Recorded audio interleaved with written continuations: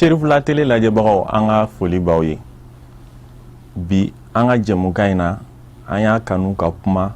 siraba kan degun minnu b'a kan circulation na donc abi mototigiw ka yɔrɔ la les engins à deux roues ani sotramabolilaw surtout fɛn fɛn ye transport en commun circulation na i bi to bolili la client bi taxi sigale taxi ti hali temps sɔrɔ ka clienté brusquement a bɛ sin ka freiner i ɲɛ a fɔlɔfɔlɔ ye sirako ye parce que comme madame bɔla k'a fɔ cogoya min na sisan ko an b'an filifili mobiliw ni ɲɔgɔn cɛ parce que min na an jalen don barisa a ye aw kɛra sababu ɲuman ye an ka se ka kunnafoni di assurance taabolo kan degun belebele b'anw kan sirako la ka d'a kan personnel bolilaw ni jakarta bolilaw caman bɛ yen nɔ u tɛ côte la route dɔn.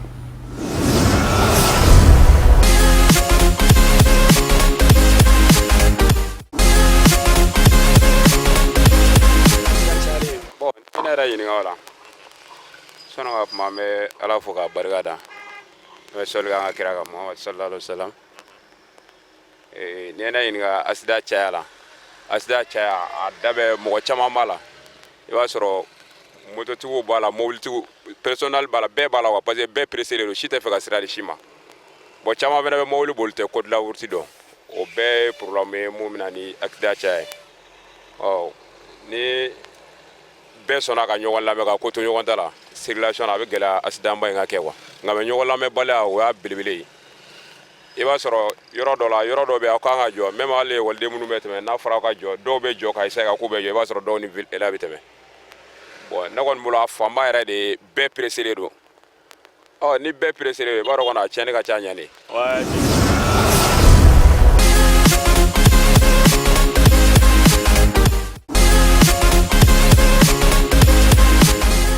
nama sodaramatigiw ka syndicat ye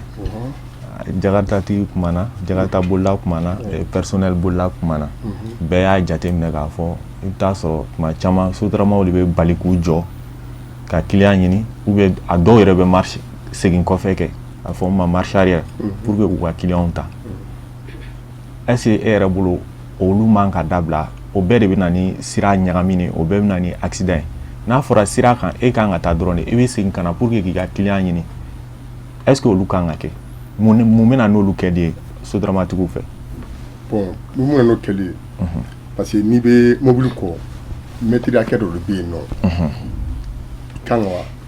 ka na approcher mobili la. n'a fɔ a ma distance de sécurité. voilà parce que ni e madonna mobili la sisan mobili boli la sisan e b'a kɔ boli la hali n'a kulonté la e tɛ se k'a dɔn k'a kulonté la i bɛna don a la. donc o distance in kan ka bato. o distance kan ka bato. mais aw man ka segin kɔfɛ o. arrière man ka kɛ sira kan. bon o ye laada min ye e b'a dɔn fɛn bɛɛ mɔgɔ chauffeur bɛɛ n'i ka bɔgɔ bere don quoi chauffeur dɔw bɛ yen nɔ c'est à dire mɔgɔ ɲɛnama t'a dɔn dɔw kan ka mun kɛ côte la route t'a dɔn parce que transport n'a fɔra ko transport en commun fɛn bɛɛ de b'a ye i kan ka fɛn bɛɛ de côte la route sariya i kan k'a dɔn parce que i kan k'i jɔcogo dɔn i kan ka mɔgɔ kan ka ta yɔrɔ min na i kan ka dɔn parce que an bɛ mɔgɔw ta stationnement min ye an bɛ mɔgɔ ta yɔrɔ la plaque b'a yɔrɔ bɛɛ la client kan k'i jɔ a caman karilen don a caman karilen don voilà a caman tɛ ye o temps anw fana tɛ foyi parce que fɛn de kan ka o dilan. jamana de kan k'olu bɛɛ bila n'a kalila k'a lawuli wagati bɛɛ. voilà olu kan ka jate la parce que mairie mɔgɔw de kan ka plaque ani comment dire ça bureau de transport mɔgɔw de kan ka plaque ninnu fɛngɛ. parce que n'i ko code la route dɔrɔn i bɛ panneau ko kuma fɔ bon o ye panneau de ye. pour b'a jira sariya la sotarama kan ka jɔ yɔrɔ la bon n'o panneau tɛ yen diyagoya sotarama bɛ jɔ a bɛ jɔ ni mɔgɔ y'a wagati bɛɛ yɔrɔ y'a ja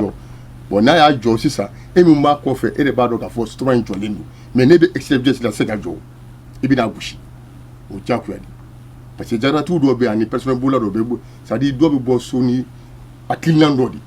ka sariya la sira la ka o t'a la n'i bɔra dɔrɔn i ka destination ta dɔrɔn banna i bɛ taa yɔrɔ min i ka t'o la ka n'i hakili kɛ fila ye n'i hakili kɛ fila i bɛ na ni ko wɛrɛ de n'i bɛ mobili boli la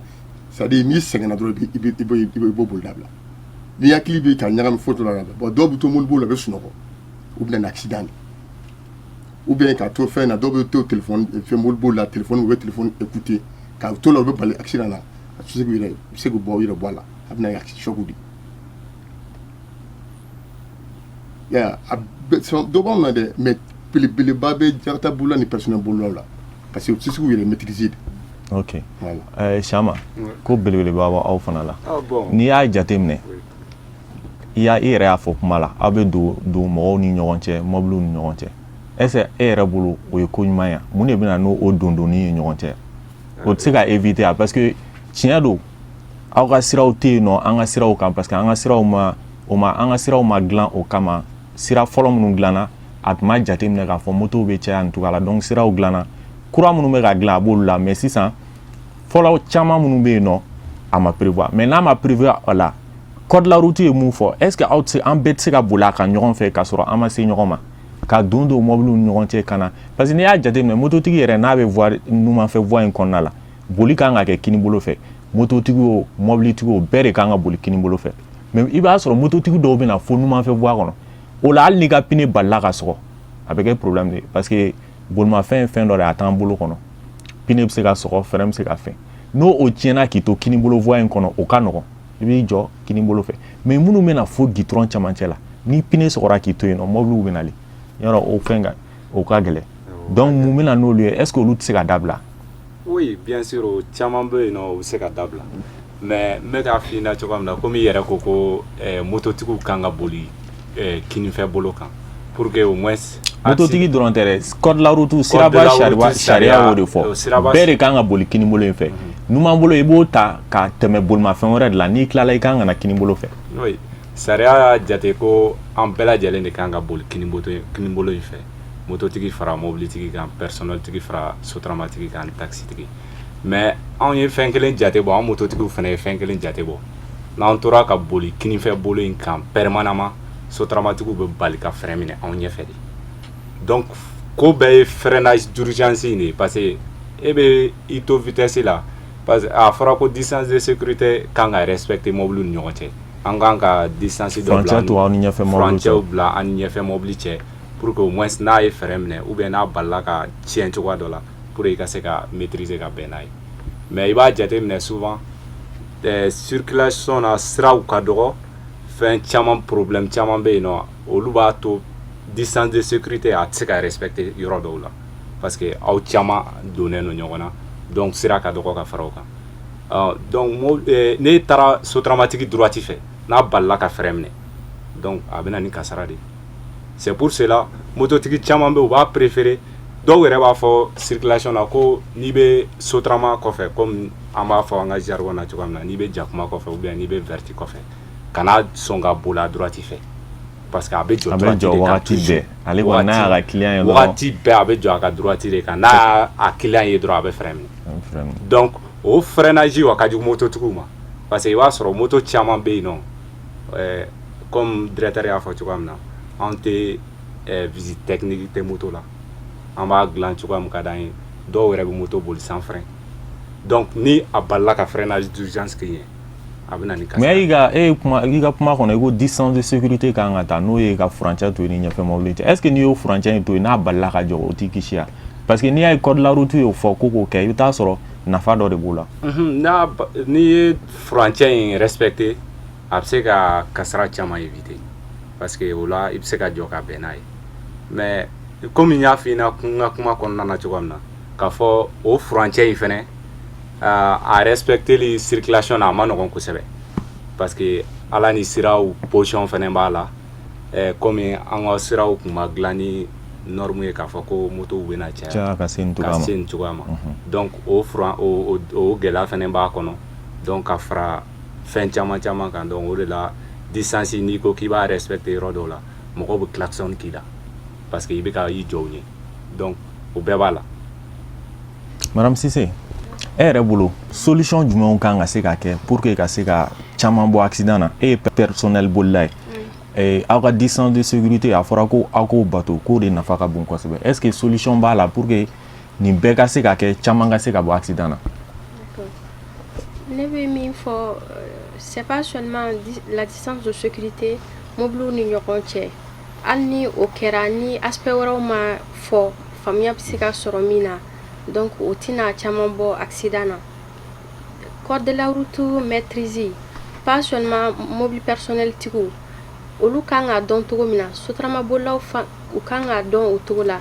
jakarta tigiw fana kan ka code dɔn o cogo la. Donc panneau jumɛn b'a yira ko n kan ka taga droite fɛ n filɛ nin sira min kan ligne min kan, panneau jumɛn b'a yira ko n bɛna se intersection dɔ la n kan ka nin maîtrise in ta, panneau jumɛn b'a yira ko ɲɛ stop ye, panneau jumɛn b'a yira n man ka excès de vitesse kɛ ka se allure dɔ la nin yɔrɔ in na. Donc il faut que bɛɛ lajɛlen nin faute in yɔrɔ bɛna bɛɛ ka niveau la en tant que i bɛ bolimafɛn kɔni kan Sherifu komi i yɛrɛ y'a fɔ cogo min na a maîtrise ti i tɛgɛ kɔnɔ fɛn tɛ i b'a fɔ n b'a manipuler ka kɛ nin cogo in ye. Donc i bɛ fɛn de kɔnɔ e yɛrɛ t'a dɔn a bɛ se ka min kɛ a tout le temps. Donc i ni o prudence de kan ka to ɲɔgɔn na kana bolili dantɛmɛ wale dɔw kɛ circulation na min bɛ se ka na ni kasara ye. Donc sotarama bolila yɛrɛ min fɔ communication k'i to volant na a bɛ mɔgɔ déstabiliser. Donc olu yɛrɛ o fanba bɛ personnel la mais o b'olu fana na. Donc ni solution min bɛ sɔrɔ nin na bɛɛ de k'a faamu ko code de la route hali n'i ma se ka taga auto école la i ka permis sɔrɔ. Donc a kɛra façon ye tâche que i ka i jija ka code dɔn au moins minnu bɛ se ka i ni kisi ka mɔgɔ wɛrɛ ni kisi i kana mɔgɔw bɔnɛ u ni na. Donc ni dabilali a kangarida kan ka da bɛɛ de ye. Donc culture de civisme de don bɛɛ k'a faamuya n'i yɛrɛ kalan ni fɛn ninnu dɔ la a bɛ se k'i yɛrɛ kisi a bɛ se ka mɔgɔ wɛrɛ kisi. Donc o de bɛ ne fɛ bɛɛ tɔgɔ la personnel dɔrɔn tɛ donc engin tigi bɛɛ o de bɛ ne fɛ. Directeur an b'a ye k'a fɔ mototigiw ka assurance ta man ca est ce que mototigiw kan ka assurance de ta diyagoya la. Sherifu ni ce i ka ɲininkali la donc an ka jamana in kɔnɔ n'a jateminɛna sisan mototigiw i mana 20 ta walisa 100 sarada la n'i ye jateminɛ a tɛ mɔgɔ kelen bɔ min bɛ assurance ta ka moto la mais sariya kelen ni y'a kuma fɔ sisan o b'a yira k'a fɔ bolimafɛn o bolimafɛn ni moteur b'i la i kan ka assurance in ta parce que e bɛ se ka kɛ sababu ye ka kasara lase mɔgɔ wɛrɛ ma.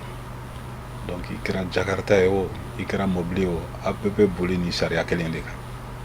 Donc vraiment a ka di n ye denmisɛnninw ka se k'o faamu barisa jakarta bolila in a caman ye funangɛnniw ye. An ka jatew y'a yira fɛnɛ k'a fɔ n'an ye siraba ka kasaraw lajɛ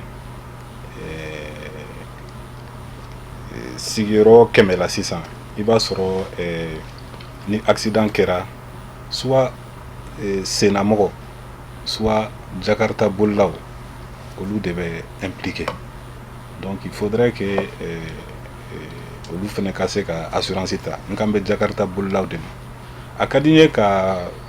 faranfasiya di fɛn kelen fɛnɛ la o tɛ jakarta bolilaw dɔrɔn ye mɔgɔ mɔgɔ ni ye assurance ta barisa an b'a mɛn ko hali ni ye accident kɛ n assurelen don. N bɛ fɛ k'a yira k'a fɔ assurance dan ye min ye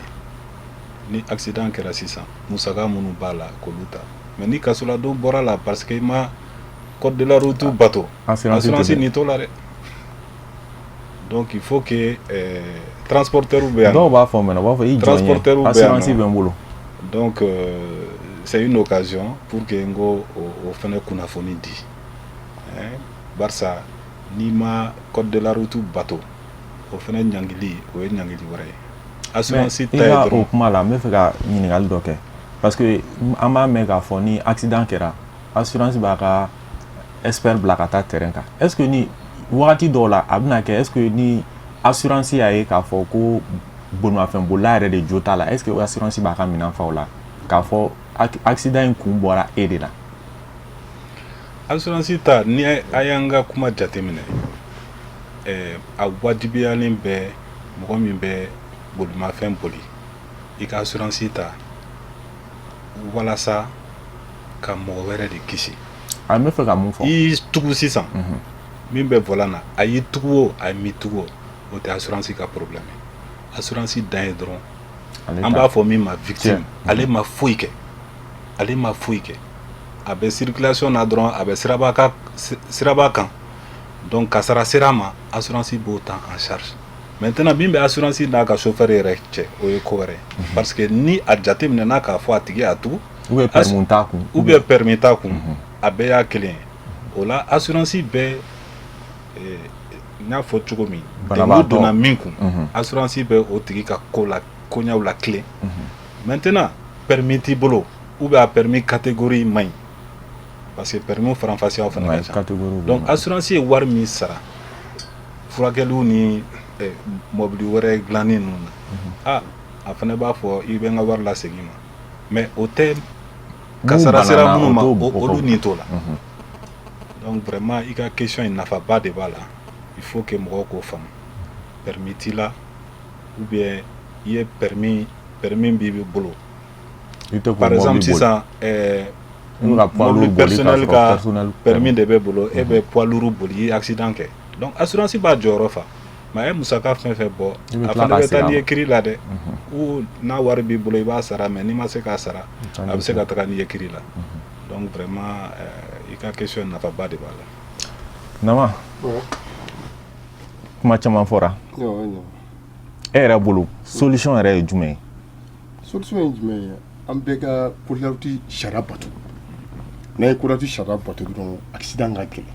parce que munna parce que dɔw bɛ boli tɛ kodawti dɔn tɛ foyi dɔn parce que flèche bɛ gitɔrɔn kan flèche in kɔrɔ in ye ani tɛrɛjɛma in kɔrɔ in ye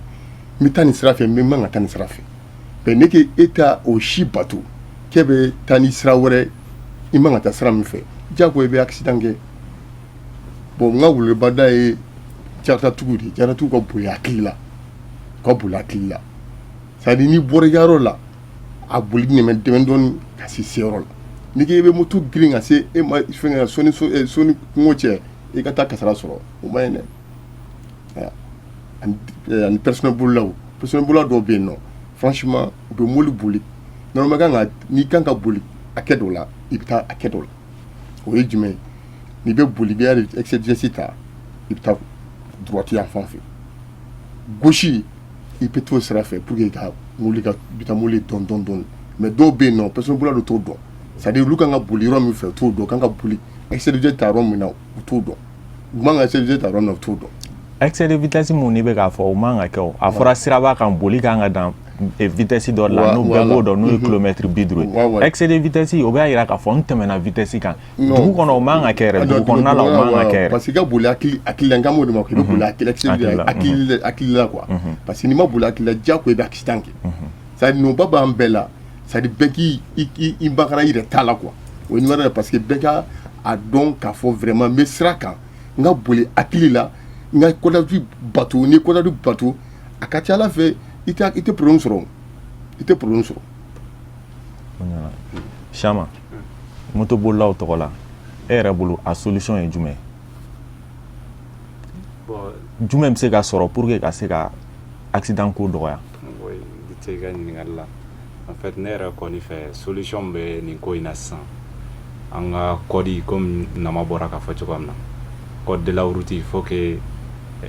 disposition dɔw ka ta k'a jira k'a fɔ mototigiw yɛrɛ fɛnɛ kan ka code de la route kan ka kalan dɔ k'u kun moto kana san ten k'a di mɔgɔ ma ten ko parce que wari bɛ n kun bi n bɛ se ka moto kelen san k'a di n den ma donc n ye moto san k'a d'a ma a k'a boli circulation na cogoya min ka d'a ye donc o yɛlɛmaw changement ka don o la jamana fɛ pour que au moins caman ka bɔ accident na parce que n'a bilala denmisɛnninw kunna sisan ko moto bɛ n bolo n ye code de la route kalan donc assurance bɛ moto la donc en fait o bɛ sɔn ka caman bɔ accident ninnu na ani personnel tigiw fɛnɛ ani sotarama tigiw ne fɛnɛ b'a ɲini u fɛ k'u hakili to moto tigiw la parce que accident caman bɛ kɛ u bɛ jɔ anw bɛ place min na u bɛ jɔ o de la parce que i b'a sɔrɔ i bɛ vitesse la sisan ka na mobilitigi personnel b'a ye a bɛ se ka tɛmɛ ɲɛ donc e ni vitesse bɛ ka na distance t'o ye o tɛ distance de sécurité labatoli yɛrɛ a ɲɛ b'i kelen natɔla la voie kan a b'a ye ale bɛ se ka bɔ a ka allée kɔnɔ ka don i ka allée kɔnɔ donc a bɛ bɔ ka don i kun donc o b'a sɔrɔ e bɛ vitesse min na a m'o évaluer ka ɲɛ donc a b'a fili ɲɛ donc o fɛnɛ caman bɛ na ni accident caman ye dɔw fɛnɛ k'a bila u kunna k'a fɔ mototigiw fɛnɛ an fɛnɛ bɛ se ka u k'an fɛnɛ na kɔlɔsi sira la walasa caman bɔ siraba kan kasara la o ye ne ka kuma ye. Est-ce que aw yɛrɛ bolo problème bɛ aw yɛrɛ ma ka taa assurance problème minnu b'aw bolo ka taa assurance la est-ce que mɔgɔ bɛ se ka dɔ fɔ mun ye problème dɔ rencontrer assurance fan fɛ comme directeur bɛ a bɛ jaabi d'aw ma c'est-à-dire o problème ye ne bolo ka se assurance ma parce que ne yɛrɛ mobili caman bɛ yen nɔ o caman kalifalen bɛ ne na ka ne bɛ assurance ta o la parce que o problème y'a jumɛn parce que hali ni accident kɛra sisan assurance mɔgɔw kan ka mun kɛ a y'a fɔ a kuma na u bɛ mɛn k'a sɔrɔ u m'a kɛ e min ye mobilitigi ye i yɛrɛ bɛ t'i ka fɛn dilan i bɛ décourager sariya de y'a jira k'a fɔ mobili tɛ se ka boli ka sɔrɔ assurance t'a la i bɛ assurance kɛ mobili la de en cas ni fɛn y'a sɔrɔ assurance bɛ se ka i ka dekun dɔn kɔnɔ mais assurance dɔw bɛ yen n'i y'a kɛ ni dekun y'i sɔrɔ i bɛ taa f'u ɲɛna u tɛ wuli ka a ko kɛ u kun ye. Komi i ko a dɔw bɛ yen o de la a bɛ fɔ mɔgɔw ɲɛna n'a bɛ assurance n'a ɲɔgɔnna ninnu kɛ a ka ɲuman ta. donc a ye min fɔ a diyara n ye barisa n y'o de fɔ an ka sigi ni kɛlɛ kelen in kan ko sɛbɛba de don donc an bɛ dugawu de kɛ ala ka jɛmukan in a foriko ɲuman d'a ma a kana ni ɲɔgɔn faamuya ɲɔgɔnba ye donc n y'a mɛn k'a fɔ ni accident kɛra sisan assurance ka suma ni kuma in bɛ fɔ a mɛnna mais n ka kumaw senfɛ n y'a fɔ k'a fɔ sɛbɛn dɔ bɛ yen nɔ tant que o ma na a ka gɛlɛn assurance k'a dɔn ne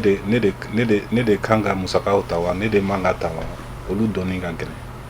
donc problème ba b'o yɔrɔ la o y'a ye ni mobili fila donna ɲɔgɔn na mais cas dɔw bɛ yen nɔ a bɛ se ka kɛ comme car ninnu sisan car bɛ taga dugu ni ɲɔgɔn cɛ ala k'an kisi a bɛ se ka tonneau kɛ a bɛ se ka firi olu kaw la an bɛ se k'a fɔ mobili fila t'o ye donc o la diyagoya la assurance ka sumali o tɛ se ka ɲɛfɔ parce que mobili firila passager minnu kɔni bɛ yen nɔ a kɛra cogo cogo assurance kan ka dɔn k'a fɔ a kɛra cogo cogo ne de kan ka ninnu ka musakaw ta en charge donc olu ka ninnu tɛ expliquer n bɛ fɛ ka min fɔ yamaruya de dira assurance baarakɛlaw ma ka baara kɛ tilennenya kan an ka assurance taabolo sisan jamana caman de farala ɲɔgɔn kan sefa bɛ dun jamana minnu na an bɛɛ kɛra kulu kelen de ye o kɛra kulu kelen ye kun jumɛn na k'a fɔ siraba ka kansara in a caman kɛra assurance m'u jɔyɔrɔ fa donc en 1994 o ye san 1994 ye donc a bɛ san 23 bɔ bi jamanaw y'u bolo di ɲɔgɔn ma k'a fɔ siraba ka kansara n'a kɛra fo assurance k'u jɔyɔrɔ fa de assurance o assurance i m'i jɔyɔrɔ fa kun t'a la e m'i jɔyɔrɔ fa n bɛ se ka min fɔ o ko la i ni faamaw de bɛ ɲɔgɔn na zen dɛ i ni faama de bɛ ɲɔgɔn na zen i ka assurance bɛ datugu yɛrɛ donc ne bɛ fɛ ka min fɔ kow bɛ ka yɛlɛma assurance yɛrɛ c'est pas parce que a ka d'u ye déjà assurance ɲuman déjà a ka d'a ye n ka client ka nimisi wasa mais a bɛ se ka kɛ minnu man ɲi olu yɛrɛ se ko t'o la bilen u kan k'u ka baara de kɛ ka ɲɛ sinon i bɛ nɔ minɛ de donc n bɛ fɛ ka min fɔ o y'o ye n bɛ continuer toujours bon a fɔra fɛnɛ ko assurance da ka gɛlɛn ayiwa o ye ko dɔ ye an kan ka faranfasiya di min fɛnɛ na du fait que assurance ye jamana ko de sirabakan kasara in jamana ko de don an y'a fɔ sisan mɔgɔ bayirikaw de bɛ bana an ka jamana in yɛrɛ kɔnɔ mɔgɔ 400 kɔ o de bɛ fatu sirabakan kasara ye o sababu ye donc sisan ayiwa an ka jamanatigiw ani sariyatigiw olu de ko sisan walasa assurance ka se ka u jɔyɔrɔ fa walasa assurance ka se ka musaka ninnu ta en charge ayiwa assurance sɔngɔ ye min ye an yɛrɛ de b'o o jate minɛ sisan assurance si man ka assurance feere ni hakɛ jukɔrɔ barisa n'i y'a kɛ assurance dabɔra min kama o ye ka musaka ninnu ta i tɛ se ka kɛ n'a y'a jate minɛ sisan aw transporteur yɛrɛ n'a y'a jateminɛ aw ka assurance ni tɔw ta tɛ kelen bilen aw ka assurance o ye ɲugutima de o bɛ mun yira o b'a yira k'a fɔ ala k'an kisi transporteur kari n'a ye accident kɛ o musaka ka ca dɛ donc assurance y'u tɛgɛ di ɲɔgɔn ma pour que ka kɛ jɛkulu kelen u k'u tɛgɛ di ɲɔgɔn ma o la ni musaka min kɛra an bɛ jɛ k'o sara o bɛɛ ye pour que ka se ka kow lateliya voilà directeur kuma laban na an bɛ mun fɔ aw ɲɛna Serifula tele lajɛbagaw an tun bɛ ka kuma siraba cogoya kan gɛlɛyaw bɛ yɔrɔ min na ani assurance fana cogoyaw bɛ cogo min na donc an bɛ mun sɔrɔ k'a fɔ aw ɲɛna kuma laban na comme sira dilanna fɔlɔ a ma labɛn k'a fɔ ko mototigiw ka boli sira kan komi i n'a fɔ a bɛ cogo min na sisan donc o la an kan ka code la route de bato pour que boli a bɛ se ka nɔgɔya an bɛɛ ma mun ye sotaramatigiw ta ye ne yɛrɛ ka jate la solution minnu b'a la o ye an bɛ se ka mun sɔrɔ k'a kɛ pour que k'a ko nɔgɔya o ye hali n'o y'a sɔrɔ aw bɛ kɛ syndicat de ka taa jamana ma panneau minnu dabɔlen don aw ka jɔyɔrɔw kama k'o panneau bɛɛ wuli k'u jɔ